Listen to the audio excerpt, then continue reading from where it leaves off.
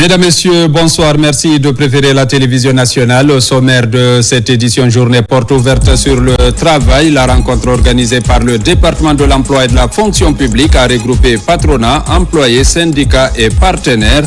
Le rôle de l'administration dans l'atteinte des objectifs du programme Simandou a marqué les échanges. En Zérékoré, on note une présence massive de chauves-souris au niveau de la forêt du 1er mai. Les acteurs impliqués dans la protection de la faune et les autorités locales échangent sur les mesures à prendre, surtout que cette zone boisée se trouve en centaines. Les Guinéens bénéficiaires de la bourse américaine étaient autour d'un... Les échanges ont porté sur le renforcement de la coopération au bénéfice du développement. C'est tout pour les titres. Encore bonsoir et bienvenue dans ce journal. Le Premier ministre Amadou Riba a reçu ce vendredi 39 jeunes Guinéens tout juste rentrés de Chine après 3 mois de formation intensive en ingénierie ferroviaire. Ces stagiaires viennent renforcer le vivier de compétences techniques du pays. Le compte rendu avec Ousmane Bangoura. Ils sont 39 au total, des jeunes diplômés guinéens sélectionnés pour formation de pointe en ingénierie ferroviaire en Chine. 3 mois durant, ils ont appris les techniques modernes de construction, de maintenance et de gestion des eaux ferrées.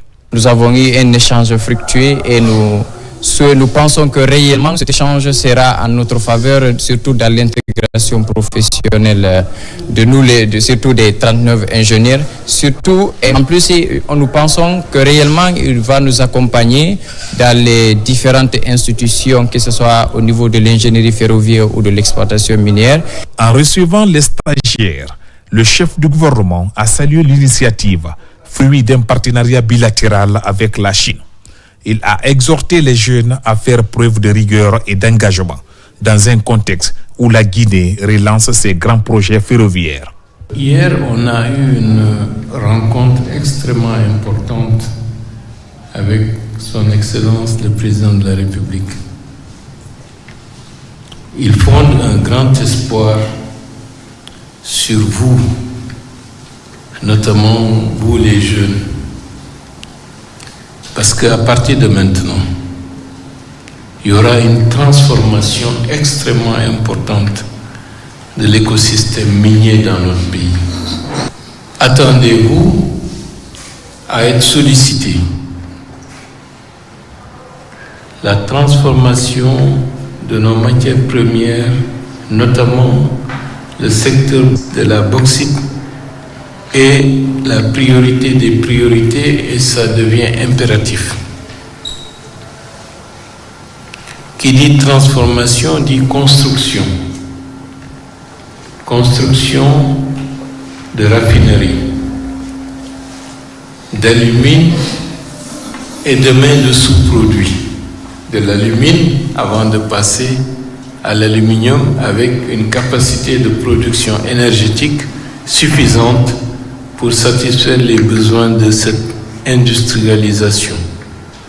N'ayez aucune crainte, le nombre que vous êtes s'avérera nettement insuffisant par rapport aux besoins présumés de l'économie et de la transformation que nous envisageons pour les 2 années à venir. Désormais de retour, ces jeunes ingénieurs pourraient être déployés sur les chantiers du futur, à l'image du projet de chemin de fer Mouribaya-Beila ou du corridor minier. Avec ce transfert de compétences, les autorités misent sur une jeunesse formée pour bâtir les infrastructures de demain.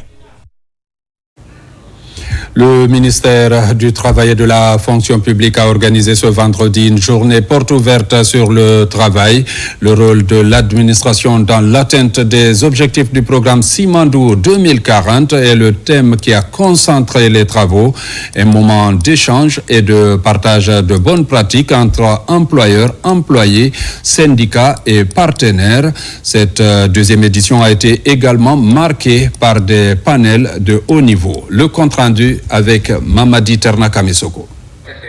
L'espace est devenu annuel et incontournable dans la vie des acteurs du monde du travail guinéen. La journée porte ouverte sur le travail, initiée à l'occasion de la célébration de la Journée internationale du travail, met autour de la table employeurs, employés, syndicats et partenaires techniques et financiers. Avec pour thème rôle de l'administration du travail dans l'atteinte des objectifs du programme Simandou 2040, cette deuxième édition vise à créer un cadre d'échange et de partage entre les acteurs de la vie économique pour promouvoir l'emploi, l'amélioration des conditions de travail, la protection sociale et le dialogue social. Il est communément admis ici comme ailleurs que le secteur privé est le véritable moteur de la croissance économique. Or, qui dit croissance dit inévitablement création d'emplois, progression des salaires, promotion des Guinéens, renforcement des capacités, renforcement de la sécurité sociale. Aujourd'hui, plus que jamais, les entreprises du secteur formel sont pleinement conscientes de leur rôle essentiel dans la création d'emplois de qualité, la protection des travailleurs et le développement économique et social de la Guinée. Notre ambition commune, c'est de bâtir une Guinée où chaque travailleur du secteur formel ou informel, du public ou du privé, pourra exercer son activité dans la dignité, la sécurité et la reconnaissance. Et c'est pourquoi cette journée n'est pas un simple rituel institutionnel. Elle est un espace vivant de dialogue, d'échange d'expériences, de valorisation des initiatives, mais aussi de redevabilité. La réussite du programme Simandou, comme celle de toutes nos politiques publiques, dépendra de notre capacité collective à faire du travail un levier de cohésion sociale. L'un des volets de cette journée porte ouverte, ce sont des panels de haut niveau. Le premier a porté sur la situation du marché du travail et le deuxième a permis au public de découvrir la nouvelle plateforme du baromètre social. Ce baromètre social, sa valeur ajoutée nous permettra bien sûr de prendre la température et aussi de permettre aux décideurs de savoir dans quel secteur et dans quelle zone il faut concentrer les politiques de prévention, de gestion et de négociation de l'inspection générale du travail. Le taux d'emploi, au fait, c'est le rapport entre le nombre de personnes qui occupent un emploi rémunéré et la population en âge de travailler. Donc ce taux est de 52% aujourd'hui. Concrètement aujourd'hui en Guinée, on peut dire qu'une personne sur deux en âge de travailler a un emploi. Le taux de chômage, ça varie entre 4,8 et 5,4% en Guinée. Un chômeur, c'est vraiment une personne en âge de travailler sans emploi qui est à la recherche d'un emploi et qui est disponible tout de suite.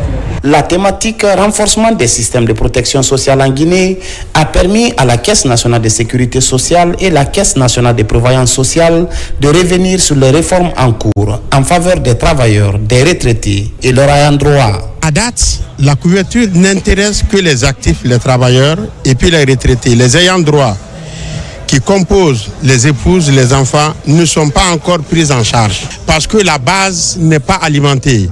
Nous attendons la finition du RAVEC pour pouvoir communiquer les deux plateformes afin d'aller chercher les informations se trouvant sur la plateforme de RAVEC. C'est à partir de là nous pouvons exploiter et attribuer à chaque travailleur les données de base qu'il faut afin de procéder à la prise en charge graduelle des ayants droit. Avec le projet Simandou et le programme Simandou 2040, les perspectives de promotion du travail décent et de justice sociale sont bonnes. Le panel sur le méga-projet a révélé la création de 50 000 emplois, la formation de milliers de jeunes et un investissement direct de 20 milliards de dollars. La deuxième édition de cette journée porte ouverte sur le travail est également consacrée à la foire sur le monde du travail. Parlons aussi de l'enrôlement biométrique en cours dans le pays pour s'enquérir de l'état d'avancement des opérations de recensement. Le conseiller personnel du président de la République générale Mamadi Doumbouya et sa suite sont dans les différentes localités de la préfecture de Denguiraï.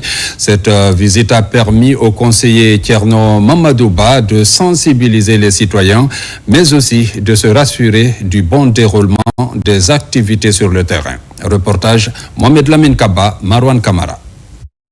La délégation conduite par le conseiller personnel du président de la République poursuit sa tournée de supervision et de sensibilisation pour le recensement biométrique dans les différentes localités de Dinguiraï. Les centres d'enrôlement des districts de Lansana et de Koumbiale-Ifelo constituent des premières étapes de cette deuxième journée. Dans ces centres visités, quelques soucis techniques sont signalés par les agents recenseurs et corrigés aussitôt par le conseiller, et d'autres alternatives sont prises pour faciliter le processus d'enrôlement des citoyens. À Lansana, nous avons essayé de relever vraiment les manquements qui étreignent un peu l'évolution. Et sur place, le conseiller a personnellement déboursé pour qu'un groupe électrogène soit rapidement acheté pour pouvoir supporter les kits d'enrôlement. Notre contre-performance est due à la lenteur de la délivrance des jugements supplétifs. Là aussi, le juge est interpellé pour redoubler l'effort en même temps que la commune pour que les jugements supplétifs soient signés concomitamment aux transcriptions. J'invite l'ensemble de la population de la collectivité de Lansana à s'y mettre pour en tout cas essayer de rehausser le niveau. Et nous garantissons que Lansana va revenir sur le TEP. Après une large sensibilisation des communautés villageoises sur les enjeux liés au recensement biométrique, la délégation a mis le cap sur le centre-ville de Dinguiraye. Ici, la mobilisation des adolescents est impressionnante. Ces enfants de 10 ans et plus sont plus que motivés à se faire enrôler pour avoir une identité juridique numérisée. On a fait un grand nombre de bureaux de vote. On est allé dans les sous-préfectures, dans les districts, dans les villages, dans les hameaux. Aujourd'hui, on est au centre-ville, notamment à Bouria, mais nous sommes satisfaits. Dans l'ensemble, à Dinguiraye, l'opération est en train de se dérouler parfaitement bien. Il y a de la motivation. Je voudrais encore une fois féliciter tous ceux-là qui sont impliqués justement pour faciliter ce processus, et notamment monsieur le préfet de Dinguiraye. Et nous félicitons justement le coordinateur et toutes ses équipes. On dit encore une fois bravo, et Dinguiraye continue à porter le flambeau très haut. Cette séance de sensibilisation et de supervision des centres d'enrôlement pilotés par TMB a permis aux citoyens de comprendre l'importance et la nécessité du recensement biométrique. Partout dans ces localités, l'initiative est accompagnée par les sages à travers des prières et bénédictions pour la réussite du programme. À Dalaba, le processus d'enrôlement bénéficie de l'implication des natifs de la localité.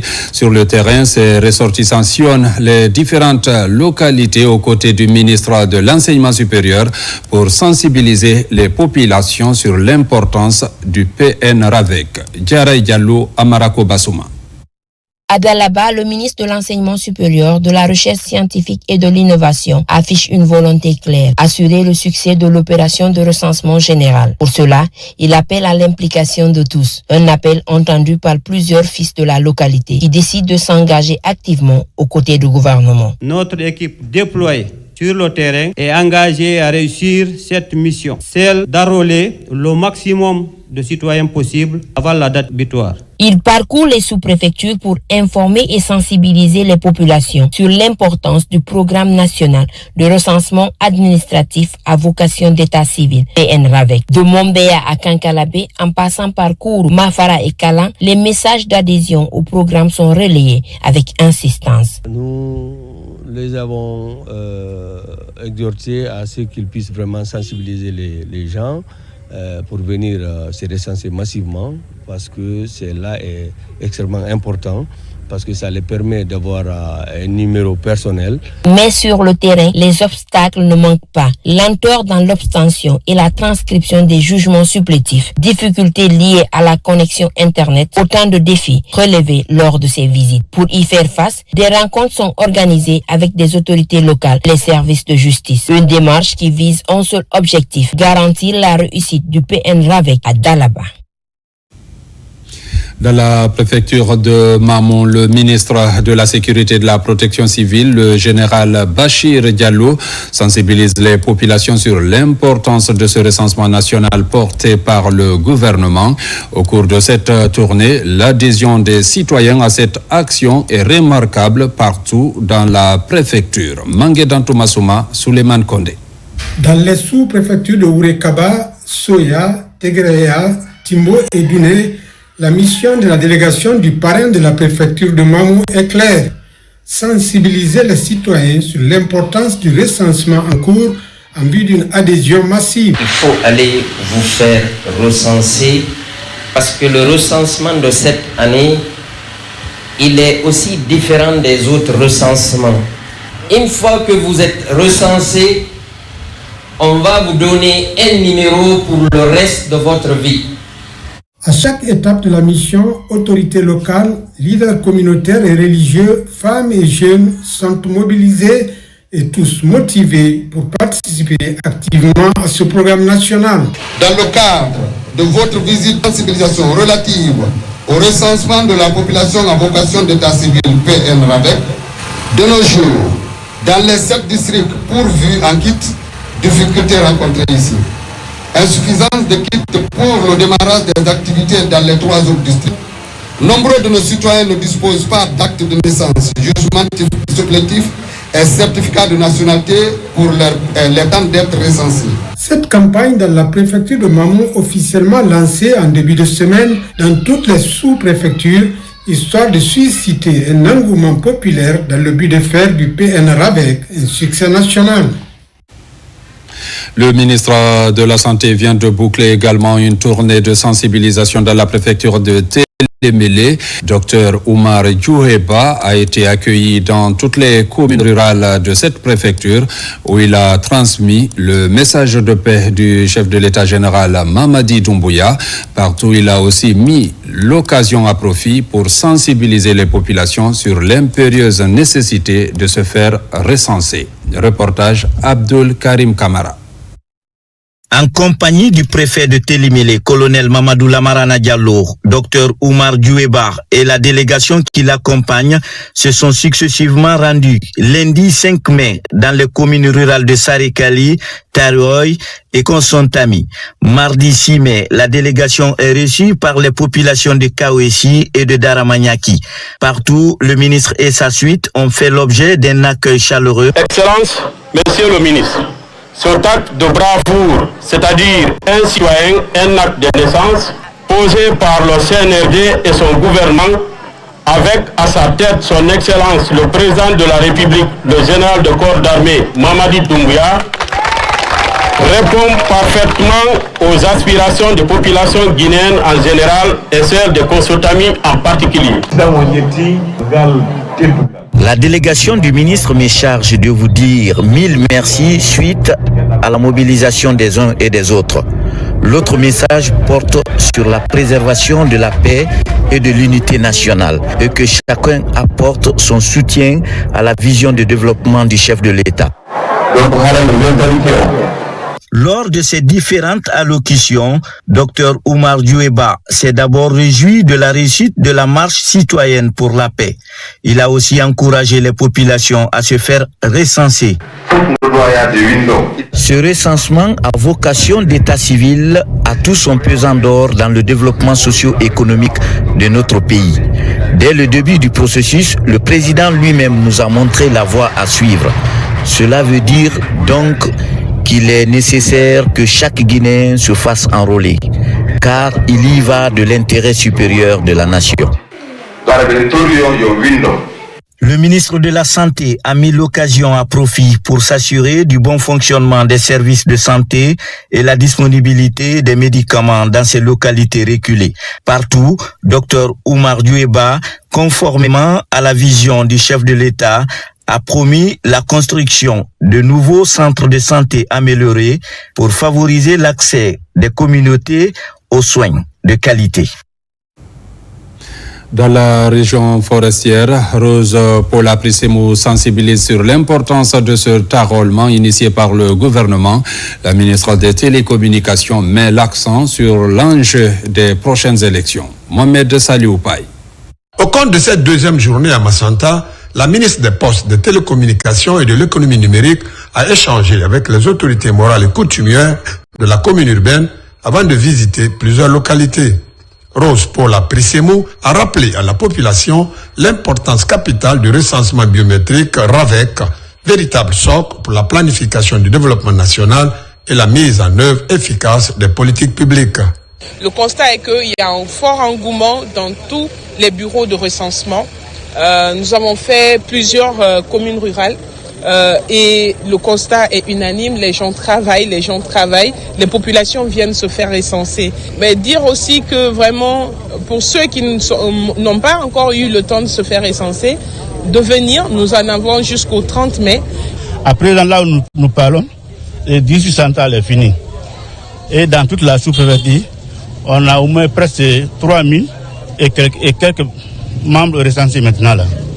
Poursuivant son programme, la ministre a pris part à un grand meeting à la Maison des Jeunes de Massanta, un événement marqué par une forte mobilisation des populations locales, témoignant ainsi leur adhésion à la politique de refondation engagée par le CNRD sous le leadership du général Mamadi Doumbouya.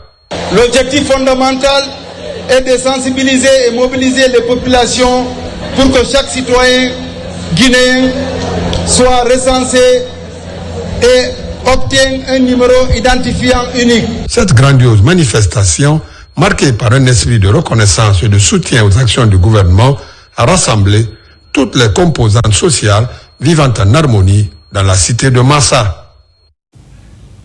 À Bofa, le programme national de recensement à vocation d'état civil connaît un engouement.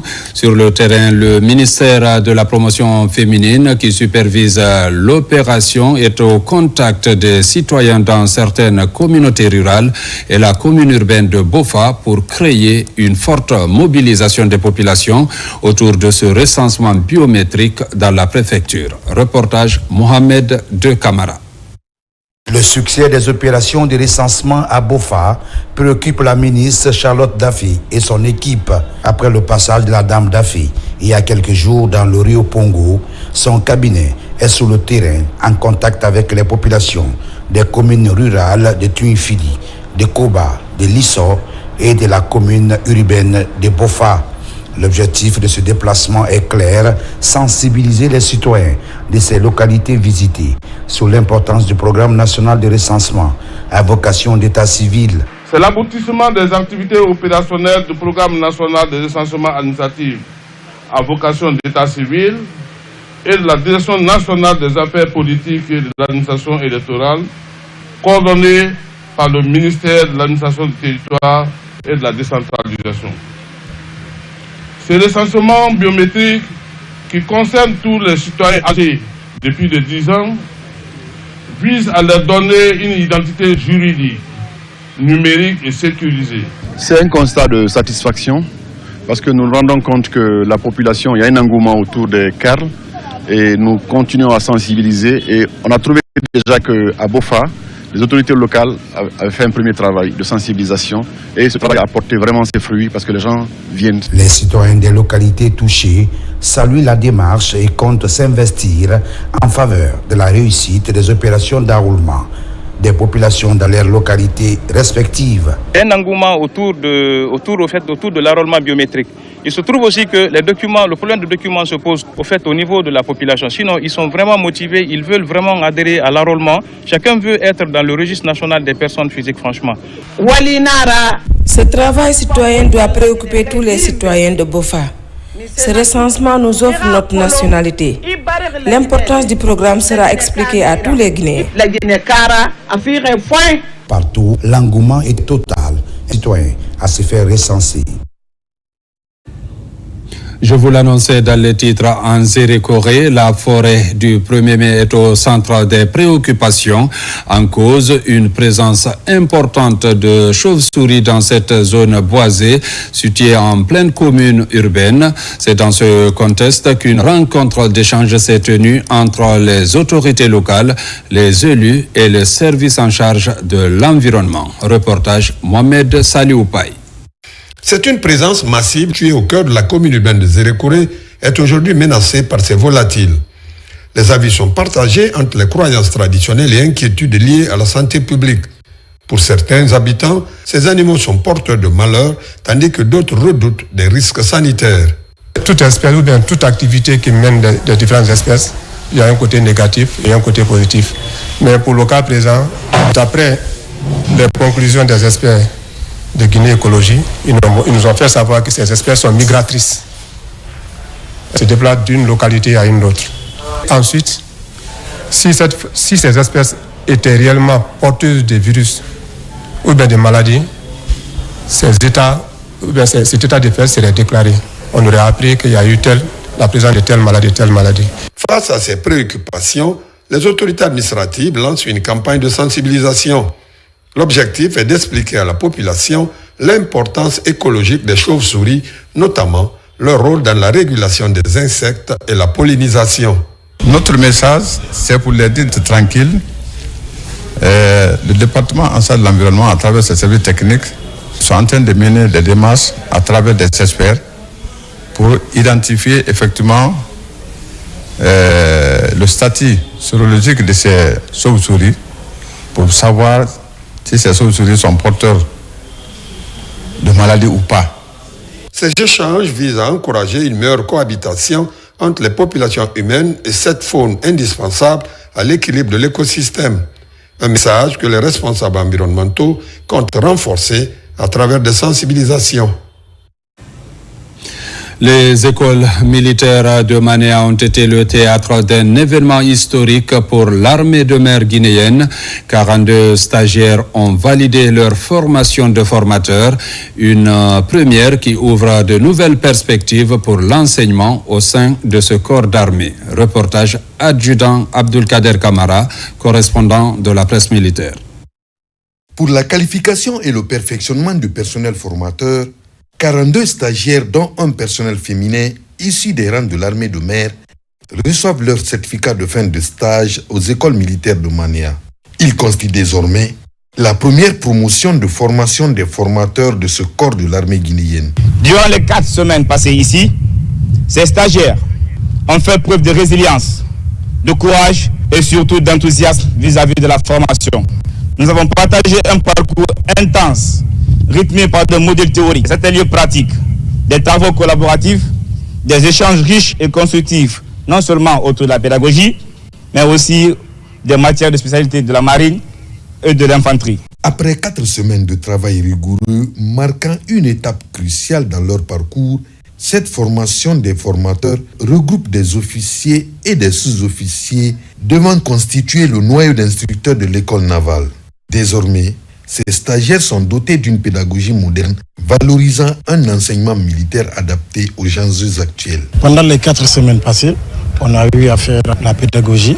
On a parlé de l'organisation de l'instruction, que ce soit le programme, la progression, l'emploi du temps. Aussi, on a parlé de l'éthique de l'instructeur et beaucoup d'autres matières comme la sensibilisation sur les réseaux sociaux. Vous avez la responsabilité de transmettre soit sur le terrain ou dans votre vie quotidienne.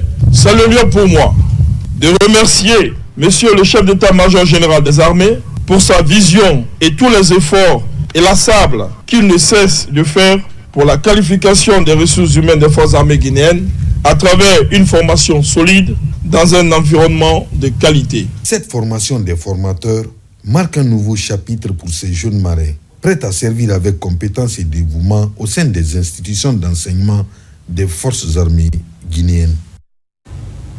Et puis exiger aux usagers de la route, le contrôle technique des véhicules est désormais à la portée des populations par le biais d'un partenariat public-privé sous l'égide du ministère des Transports, bien sûr.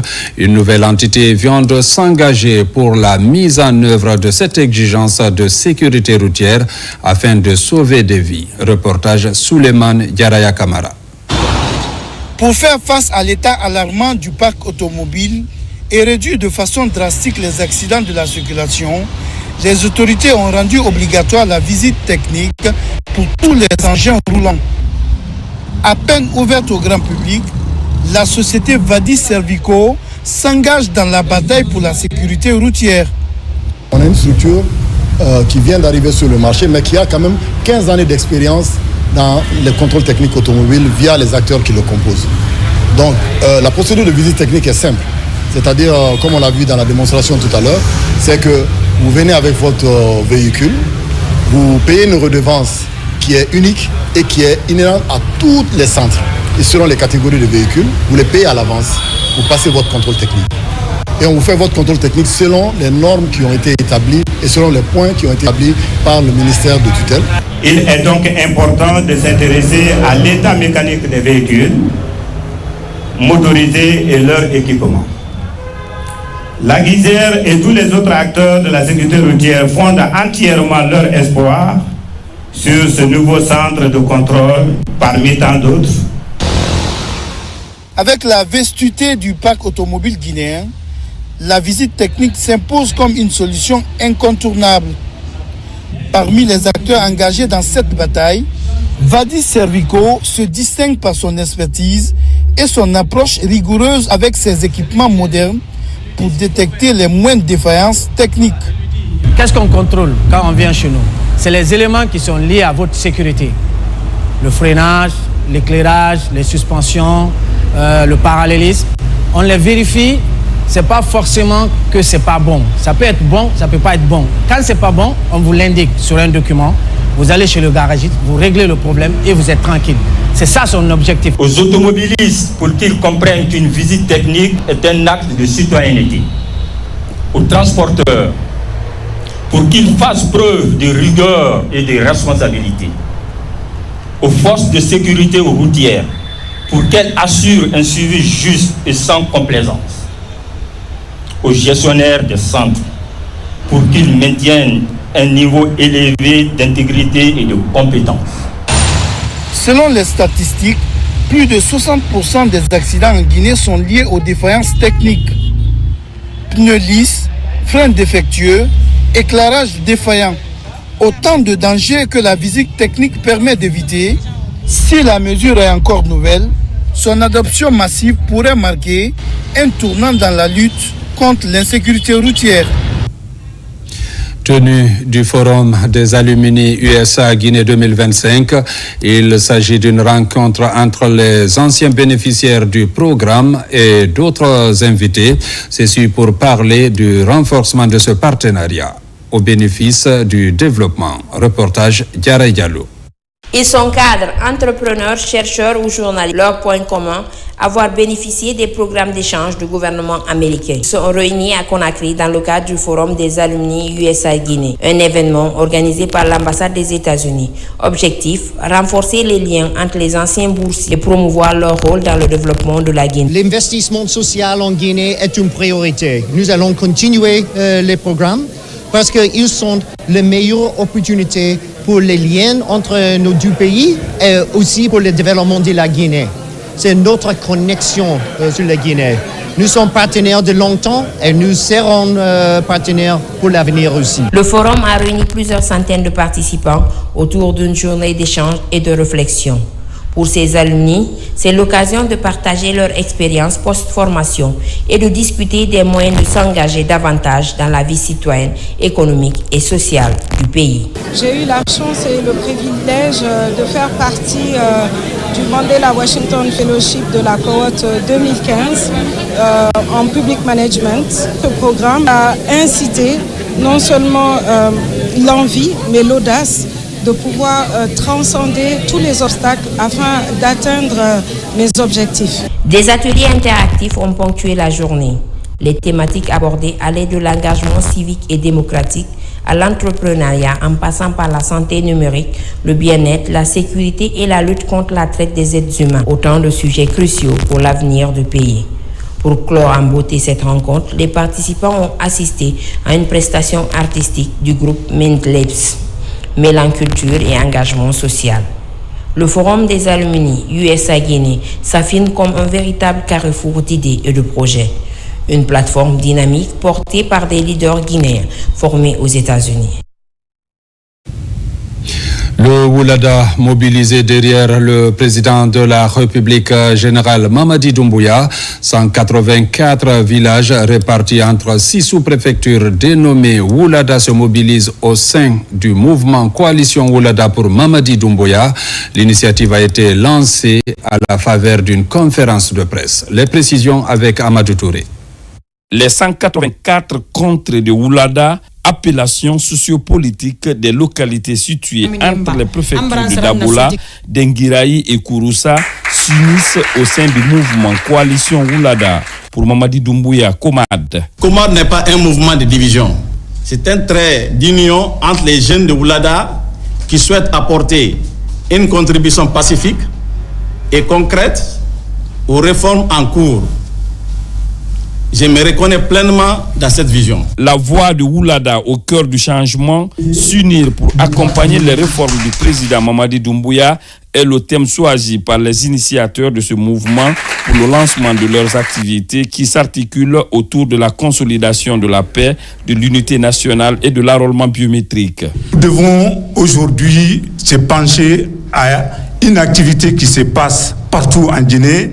C'est le programme national de recensement à vocation d'état civil. C'est extrêmement important que chacun dans cette salle appelle dans son village, dans son district, pour dire à nos mamans, à nos papas, à nos frères et sœurs de se faire recenser.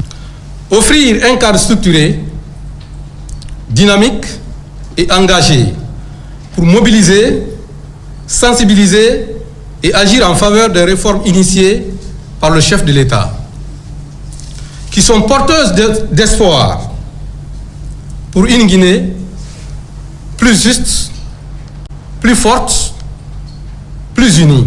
Dans les prochains jours, les membres de ce mouvement comptent descendre sur le terrain dans les 6 sous-préfectures qui comptent le Oulada pour des campagnes de sensibilisation et d'information sur le bien fondé de l'enrôlement biométrique.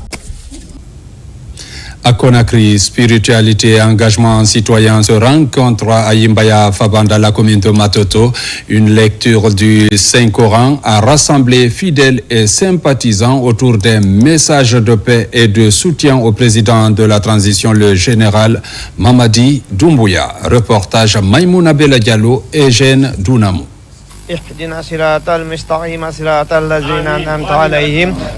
À Yimbaya Faban, commune de Matoto, une lecture du Saint-Coran a réuni ce week-end des dizaines de fidèles et de citoyens mobilisés.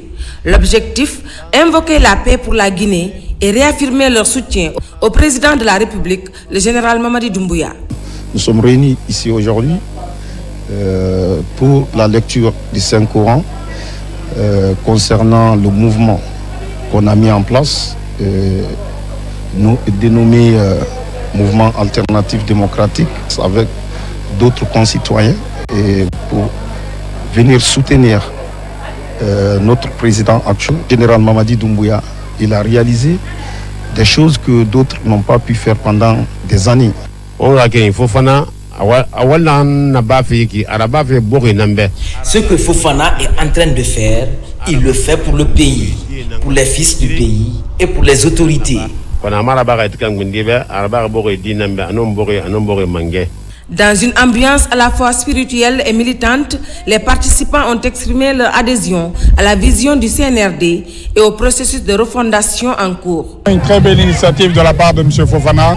Vraiment, c'est une chose et nous sommes encouragés et animés à l'accompagner pour soutenir le mouvement du CNRD. Au jour d'aujourd'hui, c'est visible. Il y a tellement de choses qui sont faites au niveau des infrastructures. Entre prières et messages de soutien, la mobilisation s'est voulue pacifique et symbolique. Une démonstration d'attachement à la transition portée par la foi et la conviction. À préciser que vous suivrez juste après ce journal une série de décrets. Mesdames, Messieurs, c'est la fin de cette édition. Merci de l'avoir suivi et bonne suite de programmes sur la télévision nationale.